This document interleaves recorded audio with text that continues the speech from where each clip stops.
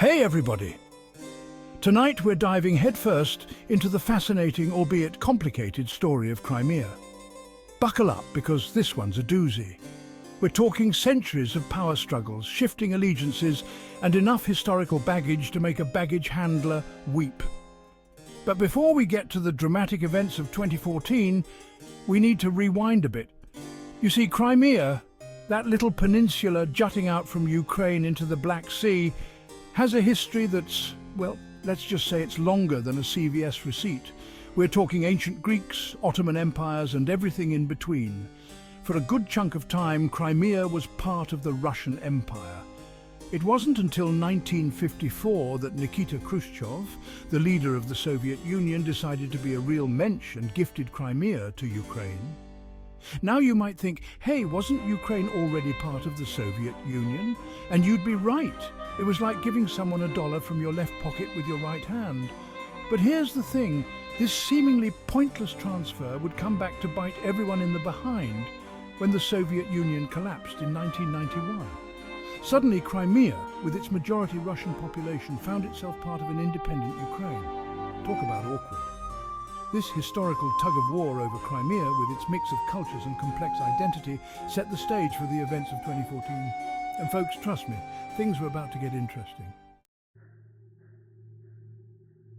Picture this. It's 2014 and Ukraine is in the throes of a revolution. Protests erupt in the capital, Kiev, as Ukrainians demand closer ties with Europe and an end to corruption.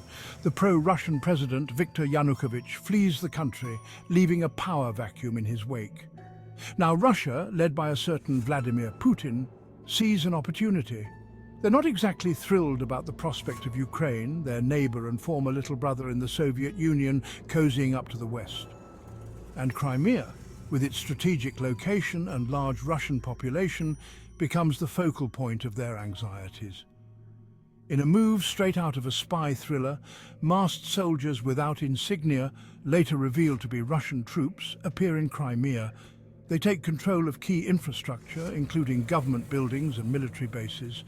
It's like a magician making your car keys disappear, except instead of a magician, it's Russia. And instead of your car keys, it's a whole peninsula.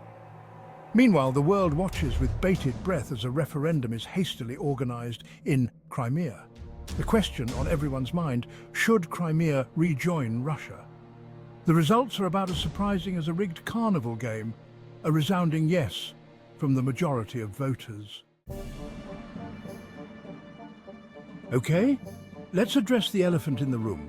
Why did Russia go to all this trouble to snatch up Crimea? Examining the motivations. Okay, let's address the elephant in the room. Why did Russia go to all this trouble to snatch up Crimea? Well, as with most things in geopolitics, it's complicated. Firstly, there's the strategic importance of Crimea. It's home to the Russian Black Sea Fleet, which gives Russia a nice little naval base right in the heart of the Black Sea. Think of it like owning a timeshare in a strategically important location. Except instead of a timeshare, it's a strategically important peninsula. And instead of relaxing on the beach, you're projecting military power. Then there's the historical and cultural connection. Russia has long considered Crimea to be part of its historical patrimony, a kind of prodigal son that had lost its way. And let's not forget the optics. By annexing Crimea, Putin could project an image of strength and decisiveness to both the Russian people and the international community. Of course, none of this is to say that Russia's actions were justified. It was a clear violation of international law and Ukraine's sovereignty.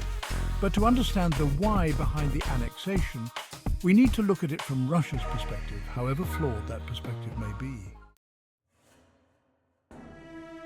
It was a clear violation of international law and Ukraine's sovereignty.